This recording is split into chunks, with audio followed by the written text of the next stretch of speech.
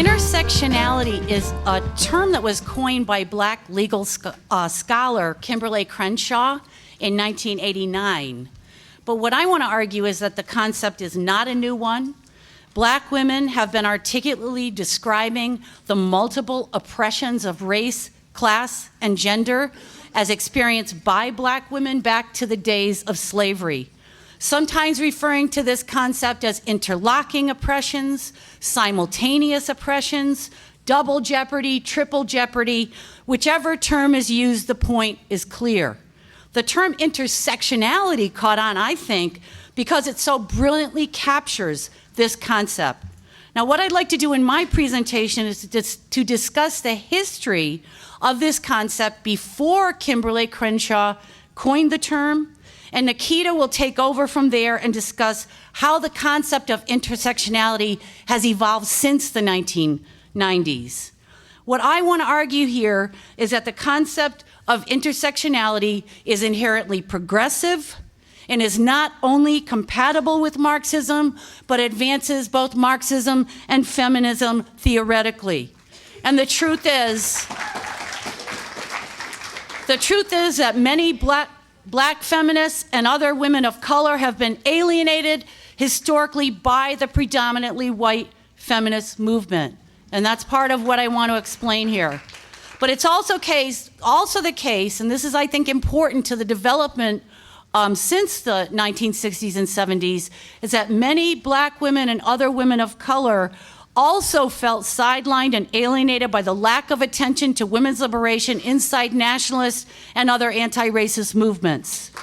This alienation resulted in the creation of feminist theories by and for women of color that rejected prioritizing women's oppression over racism and vice versa, and also rejected middle-class strategies for women's liberation that disregarded the centrality of class in poor and working-class women's lives. Here I'm going to be focusing specifically, on Black feminism, and this is not at all meant to belittle the many contributions of other feminists of color, which each bring their own unique perspective to this discussion and deserve the same attention. But in order to do in this presentation, to attempt to do justice to the contributions of Black feminism, which is a worthy subject on its own, which of course implies that I will do it justice, which I want to warn you I won't.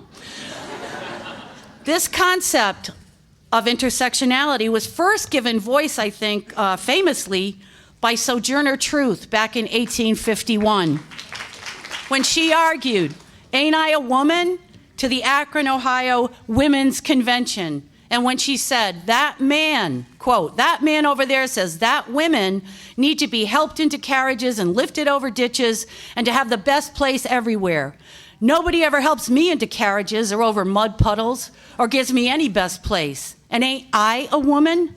Look at me, look at my arm. I have plowed and planted and gathered into barns and no man could head me. And ain't I a woman? I could work as much and eat as much as a man when I could get it and bear the lashes well. And ain't I a woman? I have borne 13 children and seen them most all sold off to slavery. And when I cried out with my mother's grief, none but Jesus heard me. And ain't I a woman?"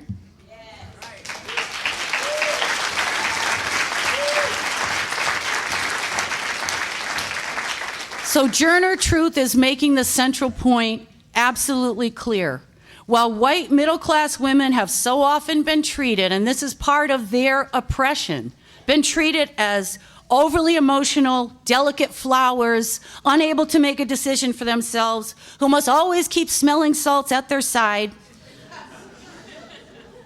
On the other hand, Black women since slavery have been brutalized, denigrated, and subject to racist abuse.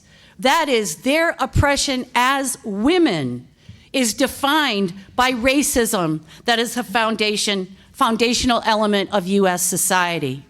Now, there's been a distinct tradition of Black feminism before, but especially that I want to focus on since the 1960s and 70s, that both analyzes the interlocking relationship between gender, race, and class that many white feminists tended to ignore at the time, but also demonstrated that women of color are not simply doubly oppressed. That is, it's not just two separate oppressions that are suffered, but actually black women's experience of sexism is shaped equally by racism and class inequality, and is therefore different than the experience of white middle-class women in key respects. In the 1960s, for example, when white middle-class women were being told that they should dedicate their lives to happy homemaking, so well documented in Betty Friedan's The Feminine Mystique, black women were being blamed for causing black poverty and unemployment by experts because they regularly worked outside the home. In 1965, the U.S. Department of Labor issued a report titled The Negro Family, the Case for National Action, also known as the Moynihan Report, which managed to be at the very same time both colossally sexist and colossally racist. The report described, and I'm going to give a few quotes, described a, quote, black matriarchy, end quote, at the center of a, quote, tangle of pathology, end quote, afflicting black families, leading to a cycle of poverty. And this is the conclusion, quote, a fundamental fact of Negro American life is the often reversed roles of husband and wife, end quote, in which black women consistently earn more than their men, it argued. So many black feminists in the 1970s and 80s recognized this clearly. It wasn't black feminism wasn't simply a response to white feminism. It was a response to the racist depiction of black women in society and race, and also black women, black feminists. Many were veteran activists from the civil rights movement, from the Black Power movement, or even the Marxist left, and also embraced at the same time an anti-imperialist and anti-capitalist worldview. The black Marxist scholar and activist Angela Davis is probably the best known, but there are many other black feminists who have contributed greatly to the black feminist tradition from a consciously left-wing perspective. One of the most important examples, I think, is the black feminist collective, the Combahee River Collective, that was based in Boston in the 1970s. I just want to read from their statement, the political statement that they issued in 1977, which I think speaks volumes. We realize that the liberation of all oppressed peoples necessitates the destruction of the political economic systems of capitalism and imperialism, as well as patriarchy. We are socialists because we believe that work must be organized for the collective benefit of those who do the work and create the products, and not for the profit of the bosses. Material resources must be equally distributed among those who create these resources. We are not convinced, however, that a socialist revolution that is not also a feminist and anti-racist revolution will guarantee our liberation.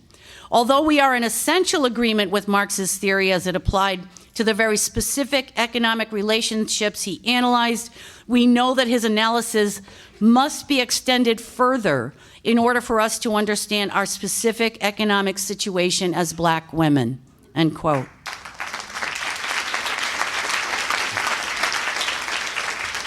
Those words, I would argue, are particularly relevant to us in the ISO today. Barbara Smith, who was a veteran of the Combahee River Collective and a very articulate theoretician in her own right, formed the Kitchen Table Women of Color Press at the end of the 1970s, and that actually spawned a whole wing of black feminism around that press that not only embraced all lesbians, women of color, and working class women, but also consciously expanded the concept of what is now known as intersectionality to also include an analysis of the oppression faced by LGBTQI people, disability oppression, age oppression, and a method for addressing every other form of oppression experienced by women under capitalism. At the same time, this wing of black feminism was not, Barbara Smith was not a racial separatist. This wing of feminism did not advance that as a solution to the problem. Barbara Smith stated in 1983 in a book that she edited called Homegirls, she said, quote, "The most progressive sectors of the women's movement, including radical white women, have taken these issues quite seriously," end quote. So the logic of intersectionality is not inherently divisive, as some would claim, but actually presents the potential to produce a unifying movement that fights against all forms of oppression. As Marxist feminist Martha Jimenez put it, she said, "We are, in Marxist terms, an ensemble of social relations, and we live our lives at the core of the intersection of a number of unequal social relations." When Black women and other women of color in the 1970s talked about acknowledging differences between women, and I'm talking specifically about the Combahee River Collective as an example, when they talked about acknowledging differences between women and even referring to this as identity politics, they were not using these terms as postmodernists did later on. They were discussing real material differences between white women and Black women and other women of color that they rightly regarded as being ignored by the predominantly white feminist movement of that time. Now, this statement saying that is not meant in any way to denigrate the women's liberation movement, but to point out that it left out some of the most crucial issues for Black women and other women of color. Groups like the Combahee River Collective also called upon the feminist movement to challenge racism in society in order to include women of color in the movement. I want to address very briefly, address two fundamental aspects of women's oppression that cannot be discussed without considerations of racism. One is the issue of rape, and the other is reproductive rights. On the issue of rape, in the 1970s, many white feminists defined rape as exclusively a struggle between men and women. Angela Davis, in her amazing book, Women, Race, and Class, argued that the issue of rape for Black women has its roots in the routine rape of Black slave women by their white masters, which she said was, quote, an essential dimension of the social relations between slave master and slave, end quote. The institutionalized rape of Black women survived the abolition of slavery and took on its modern form. As she put it, group rape perpetuated by the Ku Klux Klan and other terrorist organizations of the post-Civil War period became an uncamouflaged political weapon in the drive to thwart the movement for Black equality, end quote. So what you had on the one hand was the caricature of the virtuous white Southern belle under constant prey by the Black male rapist. It had its opposite, its mirror, if you will, in the promiscuous Black woman seeking the sexual attention of white men. The two went hand in hand. As Davis argued, the fictional image of the Black man as rapist has always strengthened its inseparable companion, the image of Black woman as chronically promiscuous. Viewed as loose women and whores, Black women's cries of rape would necessarily lack legitimacy. And then she added, and I think this is really sums it up, she said, during the contemporary anti-rape movement, this was back in the 70s, few feminist theorists seriously analyzed the special circumstances surrounding the Black woman as rape victim. The historical not binding Black women systematically abused and violated by white men to Black men, maimed and murdered because of the racist manipulation of the rape charge, has just begun to be acknowledged to any significant extent, end quote. So the issue of rape therefore cannot be discussed without considerations of race and racism if it is to be meaningful to all women. Now, secondly, reproductive rights. The women's liberation movement of the 1970s demanded the right to abortion on the basis of the need for women to end unwanted pregnancies. This is, of course, a crucial right. At the same time, however, the movement focused almost exclusively on abortion when the history of racist sterilization programs necessarily made the issue of reproductive rights far more complicated for Black women and other women of color who have been its targets. In the 1970s, in fact, sterilization abuse had reached epidemic proportions against Black, Latina, and Native Americans, but barely received a mention from mainstream feminism. And Angela Davis, in her book, again notes that women of color, quote, were far more familiar than their white sisters with the murderously clumsy scalpels of inept abortionists seeking profit in illegality, yet were virtually absent from abortion rights campaigns. She concluded, the abortion rights activists of the early 1970s should have examined the history of their movement. Had they done so, they might have understood why so many of their Black sisters adopted a posture of suspicion toward their cause, end quote. It was important that these Black feminists and other women of color acknowledge these differences in the 1970s and beyond in order to build a stronger movement for women's liberation that truly represents the interests of all women.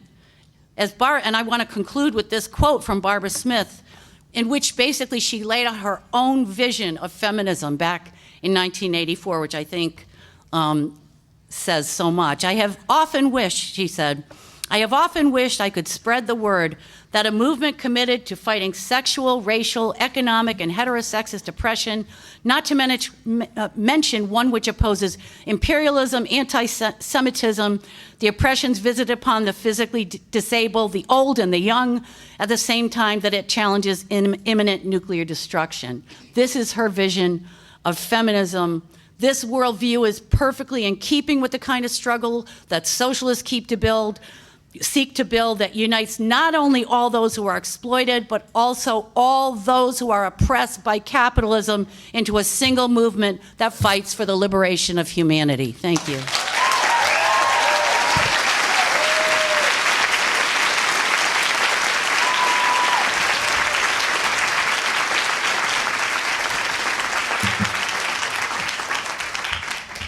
Woo! Yes! Okay. So I just want to share a short little anecdote. So I told my mom that I was going to be speaking at the Socialism conference. So she was like, what you going to be talking about? And I said, I'm going to be talking about Black feminism and intersectionality. And we were on Skype, so I saw her face. She was just like, so I was like, I guess I should probably give a brief explanation of what intersectionality is.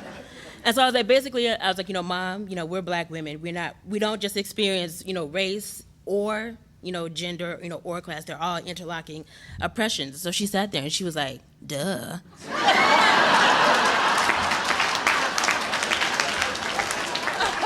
And so I told another friend, a grad student, he's a colleague, and he was like, so what are you going to be speaking about at this conference? And I was like, Black feminism and intersectionality. And he was like, who don't know about that?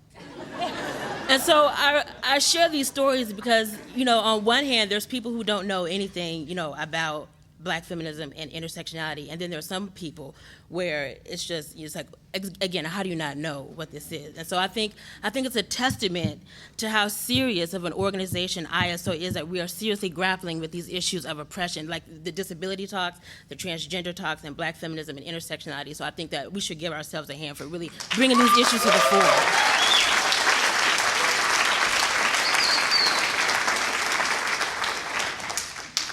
Okay, so as with any other theoretical and political tradition, Black feminism isn't a uniform body of thought. In fact, it's probably more appropriate to say that there are Black feminisms, right? Not only are there liberal, postmodern, and radical strands, but we've got womanism, Africana womanism, and many others. So there's a wide range of dynamic. Sorry, a little quiet. Closer. Oh, closer, okay. Yeah, closer to the mic. So there's these different strands of Black feminism. And so, again, it's a wide range. It's really a dynamic, sort of political tradition. So, of course, I can't, do it all. So my aim here is to give a very broad overview of some of what I think are important contributions and interventions Black feminism makes to Marxism, Black liberation, and feminism. And more importantly, to see how these contributions can enhance our understanding and analyses of key struggles today. So how many of y'all have read or heard of Patricia Hill Collins and read Black Feminist Thought? Okay. So I've read that book probably 3 or 4 times, and it wasn't until I got into the ISO where I was like, this is basic superstructure, right? but I never realized that Patricia Hill Collins she is using, the Marxist method, to talk about Black women's oppression. And so the 3 issues, so I'm really going to draw from that text, Black Feminist Thought. The 3 issues I want to focus on here are Black women's labor and how it shapes Black women's oppression, and a concept Collins calls a controlling image. And I want to kind of make an argument against Collins' claims when she has this section on rethinking Black women's activism, and I kind of want to disrupt that a little bit, problematize. You know how the academics like to say that. So again, I think what's really important about Patricia Hill Collins is that she's using the Marxist method of analysis to analyze Black women's oppression. And so and she starts, of course, with labor. So I just kind of want to go through like how she uses the basically historical materialism to talk about Black women's role and their, our location in the political economy. So since the inception of the country, Black women have always, worked outside of the home. And even under slavery, we didn't even have our own homes to work outside of. And so the regulatory and exploitative conditions of slavery precluded enslaved Blacks from maintaining their own private households. And they were, so basically working in public spheres controlled by white slave owners. And so, Sharon mentioned this sort of the bourgeois idea, the cult of true womanhood that was, that went along with white womanhood. So the same way that the elite bourgeois women's labor within the private sphere shaped ideas about bourgeois womanhood, so too did Black women's labor within the larger political economy of slavery and capitalism. So many enslaved Black women were forced to work right alongside Black men in plantation fields during slavery, and even after emancipation, by material circumstances necessitated that Black women work outside their home to support their families. And post-emancipation, Black men and women were both largely employed in agricultural work, and many Black women were also employed in domestic work. So even though Black women made less money than Black men made less money in domestic work than Black men. Because of racism, Black men were not able to compete with white men for jobs. So even though Black women made less, their wage was consistent, right? Okay. And so after post-emancipation, then Patricia Hill Collins goes into basically like urbanization. And again, so Black women are still in, domestic work. And so Black women's role in the economic base creates certain ideas about Black women's sexuality, Black womanhood, and Black motherhood. And this is what Patricia Hill Collins calls a controlling image. And so she identifies 4 different controlling images that have been used to control and justify Black women's labor within, okay, I've already said that. So this computer is real small, so y'all forgive me. And so she talks about 4 controlling images that we still see play out today. So the first is the Jezebel. So during slavery, not only was Black women's productive labor exploited, but considering the fact that enslaved Black children were necessary for the perpetuation of slavery, Black women's reproductive labor was also exploited. To justify the exploitation of Black women's reproductive labor in their bodies, Black women were characterized as lascivious Jezebels with insatiable sexual appetites. And then, again, going back to, fast forward to you go to the Moynihan report, and you have, again, this idea of the Black matriarch. She emasculates her husband, and this is why Black families are the way that they are. Black women aren't raising their children right because the gender roles aren't being fulfilled in the home.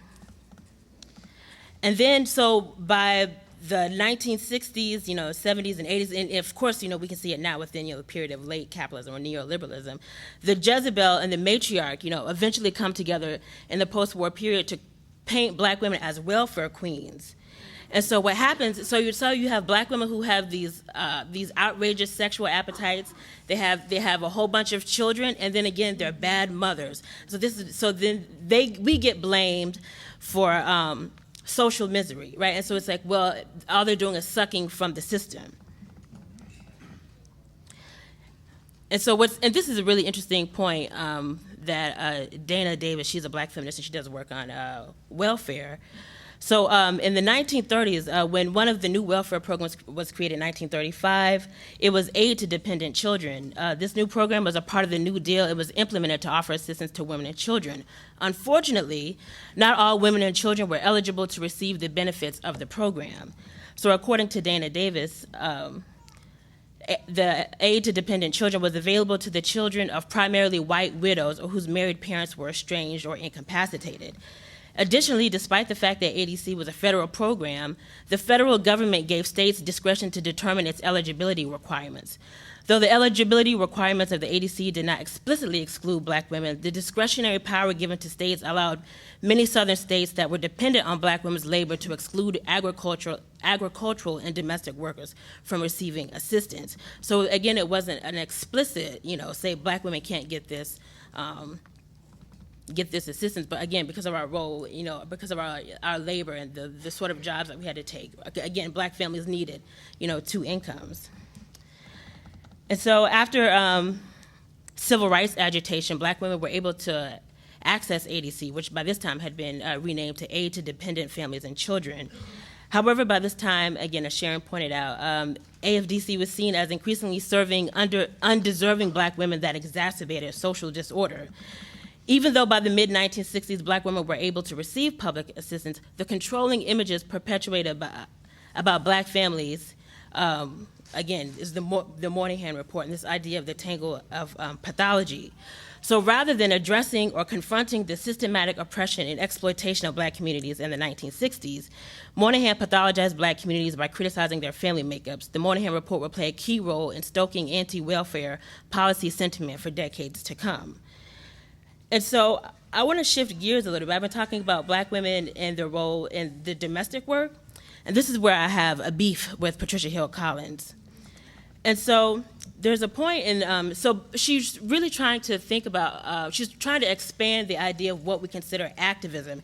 And she said because black women had to, especially black women that were, domestic workers, they had to work long hours and they couldn't be involved in regular, more formal streams of organization and activism. And so this is what she says: the vast majority of black women domestic workers neither organize for better working conditions nor control their employers by demanding better pay. Actions represented the struggle for institutional,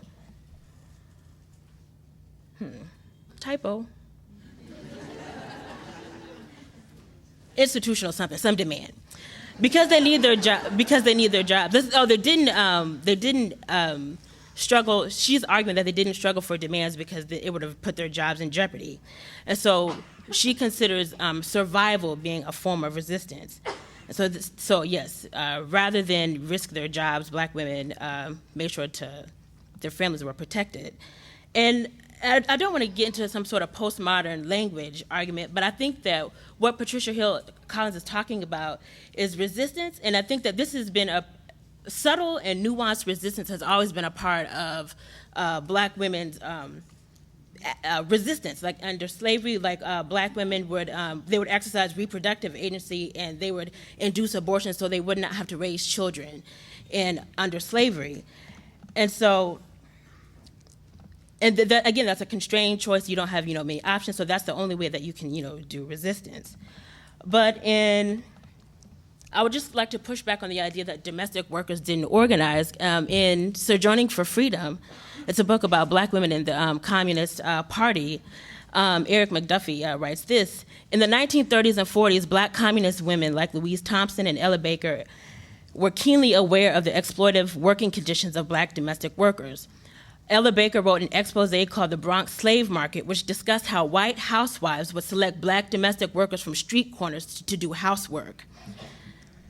Louise Thompson wrote about black domestic workers in an article called Toward a Brighter Dawn about the Bronx slave market, and she said that it was a graphic monument of the bitter exploitation of the most exploited section of the American working population.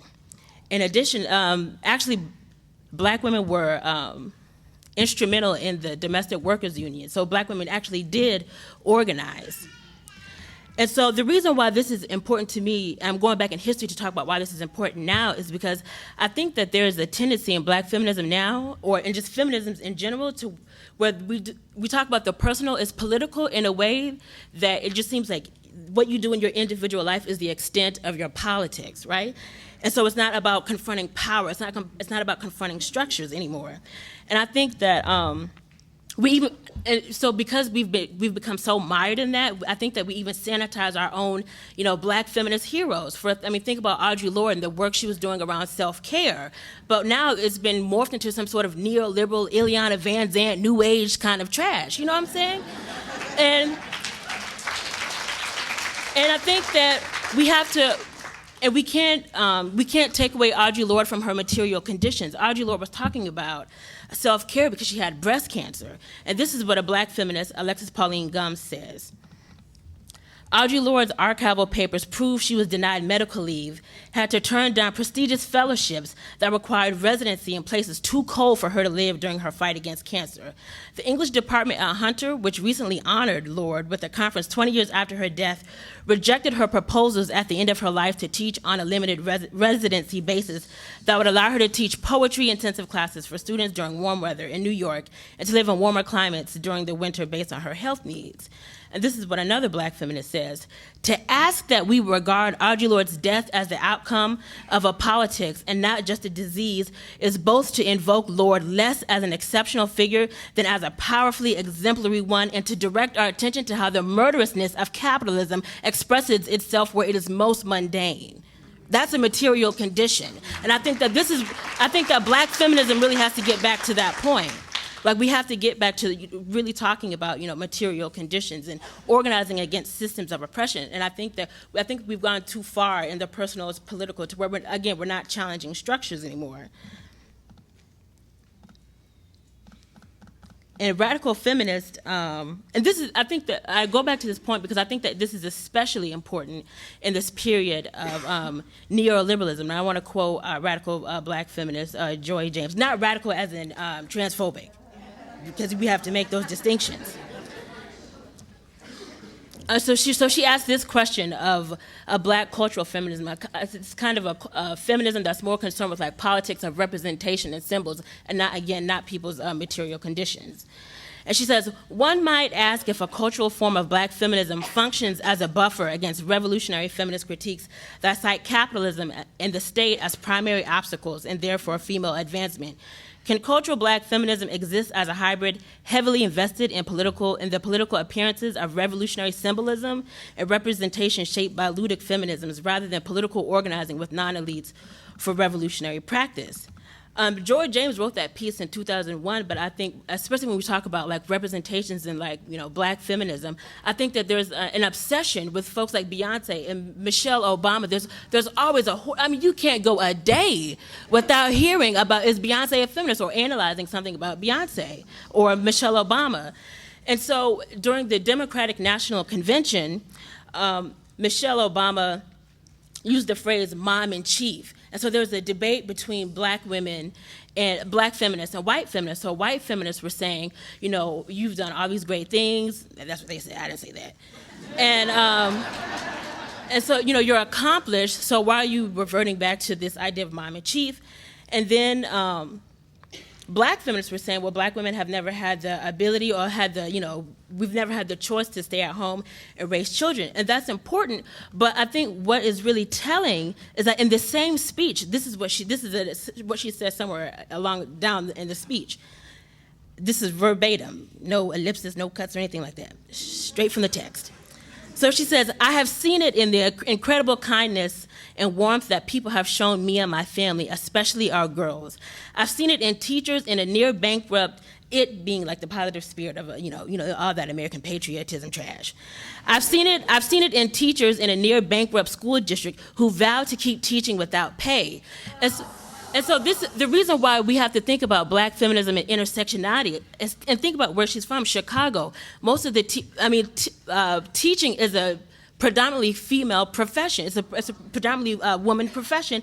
And then in places like Chicago, it's mostly women of color. So why are we not talking about why are we not applying a black feminist analysis to issues like that? Why are we talking about the symbolism of, what Michelle Obama represents? And I'm not saying that Michelle Obama doesn't experience racism and sexism, but there's too much focus on, this is sort of what folks have called a trickle-down feminism. Why aren't we analyzing what's happening, on the ground to black women?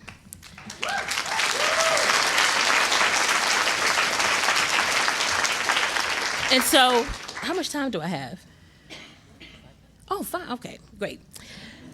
So I want to talk about two struggles where I think that intersectionality is really important. And so Sharon and I have both been talking about how black women have been pathologized, and I mentioned how black women have been excluded out of social services, but I think that in this period of neoliberalism, I think black women are not only being pathologized, but we're being penalized and criminalized, right? That's something that we really need to discuss. And so I'm just gonna give you a few examples about, these are real stories, I didn't even make these up. That's how absurd this is. And so there's a black woman, Raquel Nelson, and she was walking across the street with her son. She was jaywalking, but she was jaywalking with everyone else.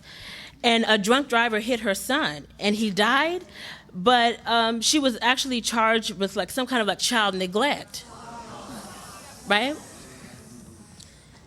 And I'm sure everyone heard about this in 2011. Kelly Williams, she was charged with falsifying records when she used her father's home address to get her daughter into a better school, right? And this is where we have to think about, the contradictions of capitalism. She's doing the things in the ideology. She's doing what capitalists say that we need to do. Go to school, be better, the American dream. But then they penalize her and they criminalize her.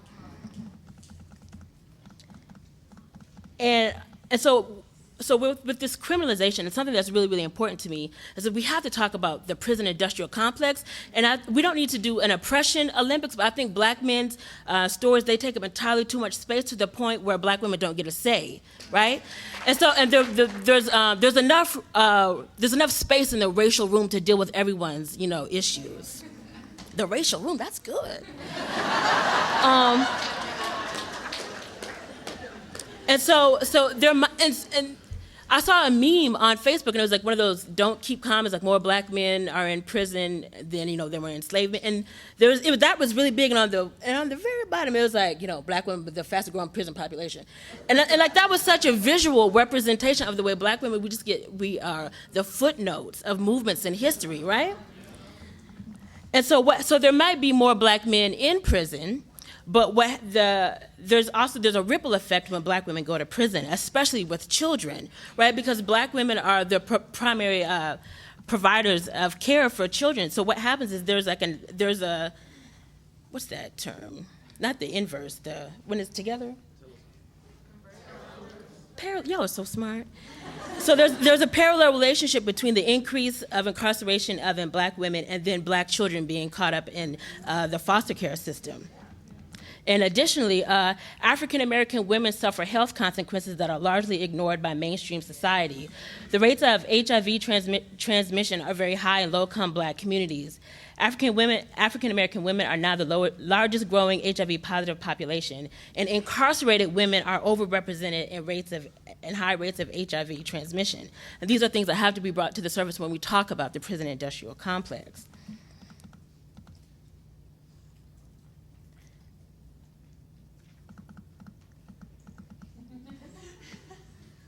How much time do I have? Okay, I'll just go ahead and wrap it up. There's a lot of things I didn't talk about, but did I connect this to intersectionality? Was it too abstract? Okay. So I'm just going to close out with this. So there's a Audrey Lorde poem, and she says at the bottom, she says, "We were never meant to survive." She's talking about black women. And so when I think about Audrey Lorde's poem, A Litany for Survival, and when she writes, "We were never meant to survive," three things come to my mind. One, it is a testament to black women's collective brilliance and resilience that so many of us have been able to survive, although certainly not without damage. On the flip side, I immediately think of how many black women who in fact did not make it and were not able to survive in this, oppressive society that we live in. Lastly, the quote, "We were never meant to survive," speaks to the brutality and treachery and dehumanization that is capitalism. if it is considered an act of political warfare to breathe, to be a sentient human being, that's not a life that I want to live, right? And our human experience should be about more than surviving. We should be able to thrive. And in the society of capitalism, we are not able to survive. We are not able to get in touch with our humanity and see the humanity in other people. And so, because Black women, we've been dehumanized and degraded and that kind of thing, we need to have any kind of serious movement is going to have to put Black women, get Black women from the margins to the center. And I think that ISO is really on the right track to doing that.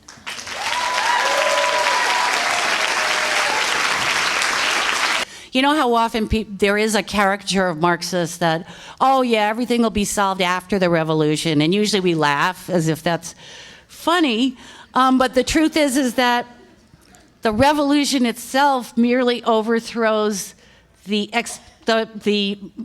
tools, the system of exploitation that spawns all the oppressions that take place. That doesn't mean we wake up the next morning and there's no more racism, there's no more sexism, there's no more homophobia, et cetera, et cetera. And the truth is that the Russian Revolution taught us that the struggle has to continue after the revolution. Lenin himself, in an interview with Clara Zetkin in 1920, 2 years, two and a half years actually after the insurrection, that he complained about how, working class men, including party members, sat around while they're doing nothing, while their wives were still doing all the housework. And he talked about how women's liberation, we can have it on paper, we can have it legally, but until it becomes reality, then we can't act as if we have women's liberation, and the struggle must continue.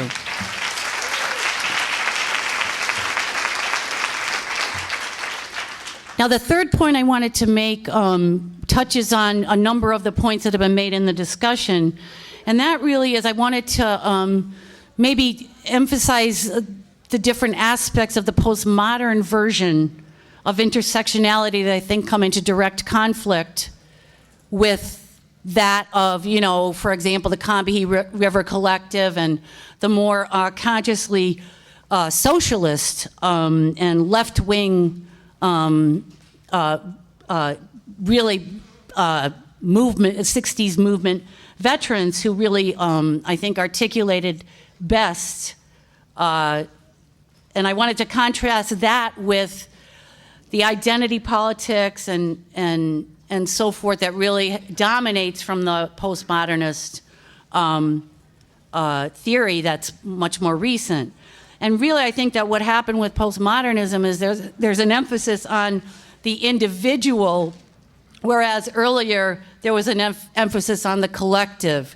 There's an emphasis under postmodernism, which is on that struggles can be something that are not objective, are defined only according to one's own set of differences from everyone else. And whereas the initial concept, I believe, was really emphasized the need to struggle against the system. And finally, postmodernism tends to emphasize the cultural over the materialist and reject the idea that there are objective realities and relationships within the system. So, for example, when we talk about unpaid labor in the home, the idea somehow, because it's really an unfortunate situation that not just Black working class women and women of color working class women, but white working class women as well, the idea of just staying home and not having to go out every day to your shitty job to earn low pay seems like a privilege. And that's a really sad statement about this society. But the truth is, there is an objective reality, which is no matter who performs the housework, it services capital. It is in the service of capital. It lets them get away with working class families, raising children, and preparing workers to go back to their shitty jobs every day without costing them a penny.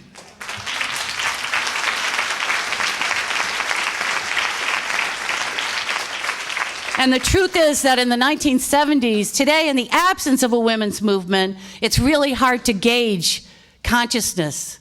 But the truth is, in the 1970s, when there was a massive and unapologetic movement for women's liberation, that black women, every opinion poll showed that black women supported, and actually a majority of black women supported, compared with white women, in much larger numbers, supported women's liberation and its goals than the rest of society.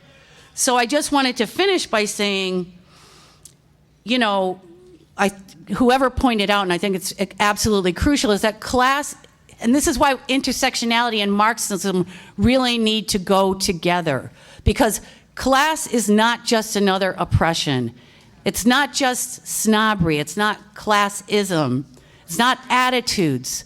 Class is an objective relationship between workers and capital, and it is at the center of the system of exploitation that produces not just women's oppression, but all women's oppression. And I think that putting these two theories together not only advances our understanding of women's oppression, but also points the way to a path towards women's liberation.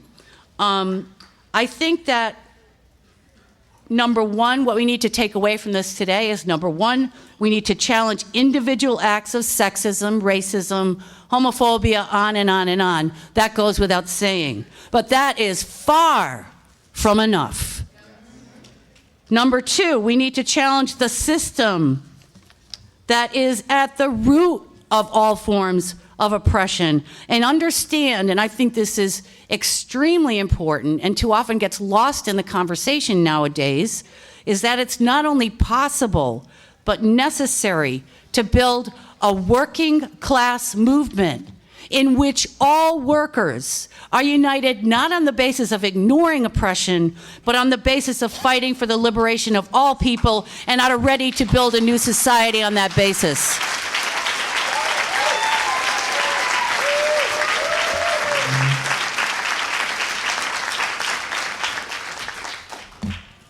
Well, I'm not even going to try to follow that up. But I think so there's two things. The comrade that mentioned trans, I think